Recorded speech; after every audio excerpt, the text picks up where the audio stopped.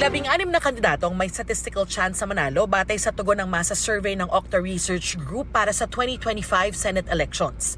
Yan sina Congressman Erwin Tulfo, Senator Bongo, broadcaster na si Ben Tulfo, Senator Bong Revilla, dating Senador Tito Soto, Makati City Mayor Abby Binay, Senator Lito Lapid, Congresswoman Camille Villar, dating Senador Manny Pacquiao, Senator Pia Cayetano, TV host na si Willie Revillame, Senator Amy Marcos, dating Senador Ping Lacson, dating DILG Secretary Benher Abalos, incumbent Senators Bato de la Rosa at Francis Tolentino.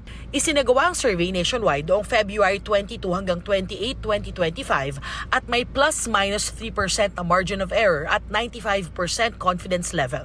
Ang 1,200 respondents na edad 18 pataas ang tinanong sa pamamagitan ng face-to-face interview kung sino ang iboboto nila bilang senador kung ang eleksyon ay ginawa noong survey period. Ayon sa Okta Research, ito ay isang non-commissioned survey. Ito ang unang balita. Darlene Kai para sa GMA Integrated News. Gusto mo bang mauna sa mga balita? Mag-subscribe na sa GMA Integrated News sa YouTube at tumutok sa unang balita.